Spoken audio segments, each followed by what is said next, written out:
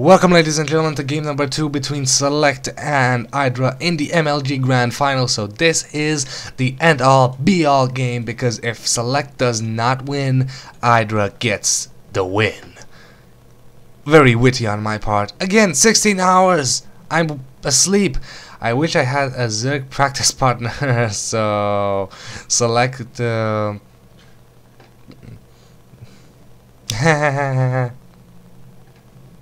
Yeah, so very nice. IdrA admitting that Zerg is hard to play, and I'll admit Zerg is hard to play, hard to learn to play, but once you've played I believe that they actually have a distinct advantage, especially now because Terrans are getting nerfed, Protoss are getting mixed, and Zergs are getting buffed. Now, poor Select is complaining that he doesn't have a Zerg training partner, but I don't think that is exactly the point. Let's face it. If you want to be the best player in the world, and Select has actually been ranked #1 once. Is he supply blocked? He's supply blocked. Will be. You need to play against all and not just simply practice. You need to watch map. You need to know that IdrA is gonna go that mutaling. IdrA is gonna go that 14 hatchery, because this is what IdrA does. This is IdrA's always opener. He always opens like this, well, 99% of the time, and he can be countered. And this is IdrA's probably a fault that I actually seen him admit in a recent interview. He did say that his biggest fault in Starcraft is inability to adapt. He thinks that he can just overpower his opponent. So as you can see, going the exact same build as last time, hatch and pool. So if by any chance Select would have decided to go any kind of proxy or something like that, who knows, maybe he would have won. And now this SCV is gonna start drilling this hatchery, but that's not gonna happen. In the meantime, we have a reactor coming up, so we're gonna have the exact same build from Select. And I don't think that this is exactly a good strategy or of a good player. IdrA, we know that IdrA always goes this build, but can transition from it into pretty much anything. He likes that fast expand. He likes the late game, and that's why he always decides to go the econ build early. But going your same kind of harass in your second game, because Select didn't go harass the first game. He didn't go for a defensive build where he slowly pushed out. No, he went for a harass, using Hellions, going to Thors, and that didn't work for him. So now we're gonna have that drone gonna try and delay this, but not gonna happen. And now the factory running out, and let's see those two Hellions popping up, I think. Come on. No? No Hellions? There are the Hellions. And as I said, this is what IdrA does. IdrA likes to go tech.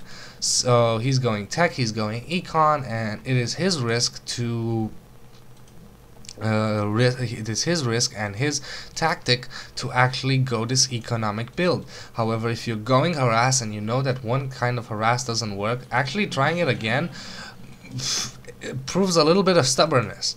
And hey, it might work for IdrA, but it didn't work for you last game. Maybe you should try something different. We'll see if actually Select manages to make something happen this time, because this time it's a different map and the spine crawler is not defending the ramp.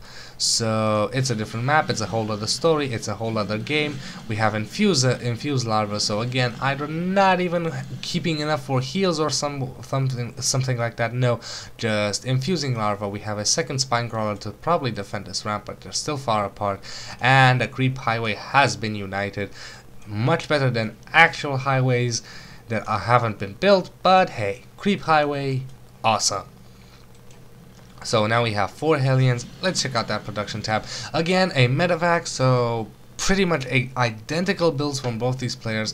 Economy is almost identical. We have 1 Hellion almost running in and running back. He actually getting 2 hit. Speedlings are here, so we'll see what happens. And did that medevac get cancelled? No, the medevac is here, and now we have a Viking. I don't know what this Viking will do actually, because, well, is this layer? Layer is almost done, but it'll be a while before we have that Spire and the Mutas.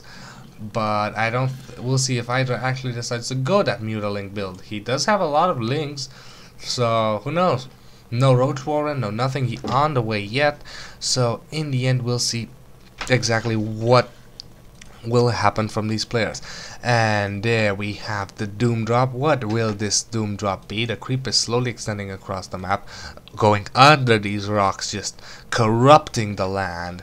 And this is why I kind of don't like Zerg. I'm a good guy at heart, and we're gonna have a drop here, but there is a Spinecrawler in position to defend this. I don't think that this is any kind of great play from Select, because this kind of run-in could have easily been done from this side, and now these Hellions are sadly going to get surrounded and gets picked off by the Zerglings and a Spinecrawler, and only one making it out of there with not that much HP. There is also a Spire on the way, so we are going Mutaling, because hey, I suppose IdrA simply said, if you're going the same build, I'm going the same build. However, this time we do not have that Thor on the way, we do not have even tank tech. Oh, but we do have tanks, so I now didn't decide not to continue his aggression, and he will slowly start to macro up himself. He tried a little aggression, didn't work, meh, going on. So now he's getting tanks and marines, and tanks are really good against lings, and marines are really good against mutas. So we'll see. We'll see exactly how this fares.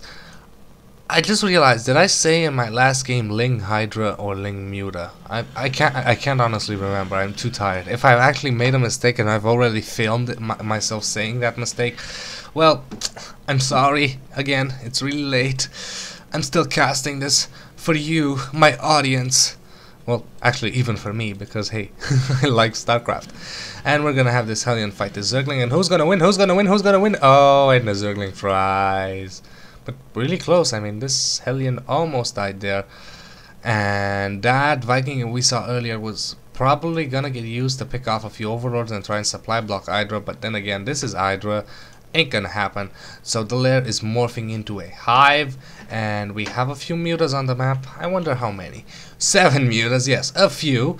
And these mutas, 8 mutas, and these mutas are gonna have ground weapons, gonna have flyer weapons level 1 pretty soon, and these mutas are gonna do a lot of damage to this fixed position, especially the tanks. There are marines, and wisely getting up a missile turret, but not getting any missile turrets at the base. His expansion is guarded, however his main, and there is a cannon here for the main, however enough mutas can take out towers. And let's see, does he have enough mutas? He has a few mutas. He has now marines coming in here, marines with that medevac, and now, oh, and now he's gonna sink them. Yes, because that's gonna help. But now one supply depot is gonna fall.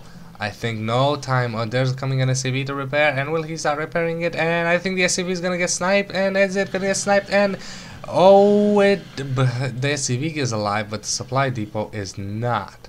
Now, mutas might not necessarily be that good of units, but they are. By the way, what I actually wanted to say was that mutas, despite the fact that they could easily be taken out by marines or mass Vikings or some such, they are really fast and really easy to produce, and they just can come in here for the harass. As you can see, they can easily attack this depot, and now this depot is gonna fall. Another supply depot gonna fall for Select. So map control is now totally on IdrA. The creep is extending slowly across the map. As you can see, IdrA is standing on top of his creep tumors, and just using the mutas, producing even more mutas, getting centrifugal hooks. So we'll see what he decides to transition into even later on in the game. We have a Baneling's nest, so we might see some Banelings from the, and we actually do have a few Banelings. How many Banelings do we have? 4 Banelings, so not that much, but hey, Banelings are Banelings and they're fun. And now we're gonna have this massive marine marauder ball gonna go up against the mutas. The marines are enough to take out mutas, and the marauders, well, marauders aren't that good against lings. However, these tanks are. So we'll see what happens. We'll see exactly which player has the better micro to win this game. And we have a third expansion going up for our lovely IdrA. And IdrA gonna take out this reactor, and the reactor is burning, and there's an SCV coming, and no, the reactor is dead. And that is just a lot more resources that needs to go into rebuilding and also slowing down the production while IdrA maxes up his army. Select is slowly falling behind, even though Select is slightly ahead right now. If we look at the income, IdrA is ahead, both players at 450 harvesters, 50-49, so both players are pretty equal. And now we're gonna have a big blast fall here, stim being used. Oh, and here come the banelings chasing all those marines and marauders trying to run away, but the banelings are gonna rolling, and gonna take them out. And now all these tanks without any marine support are gonna die, and the banelings still chasing out these few marines, and boom, marines dying, and that marauder dying, banelings making the ultimate sacrifice for the swarm, and IdrA just destroying Select's army. And now IdrA's just moving in here for the kill, taking the knife to the heart of Select, and gonna win this match. I don't think Select can come back from this. Ling's gonna come up here, run past any kind of defenses, run into the Wayne, and Select calls the GG and congrats, and that means IdrA is our MLG winner! Whew. So, IdrA is our MLG winner, with a victory of 2-0 over the Terran Select, who just didn't have an answer to IdrA. I'm happy. I gotta say, I'm happy. And on that note, I'd like to leave you guys with a little something. And here it is. Isn't IdrA cute? Come on, look at his face. It just simply says, I kicked ass, I'm the best in the world at what I do, and screw everybody else. His face just reeks of arrogance. It's lovable, isn't it? But hey, congratulations to IdrA for actually winning MLG DC. Congratulations to Select for coming in second, playing a decent game. And hey, he had to play decent, he had to play well to actually make it into the finals. He had to beat Huck, which is no small task indeed. So congratulations to all players who participated in the MLG. Thank you for watching, and I suppose regular casting will continue with awesome matches and gameplays that I can find, and we'll see where we go from there. Maybe we'll find more tournaments for me to cast if I find the replays. Thank you, and I will see you guys next game.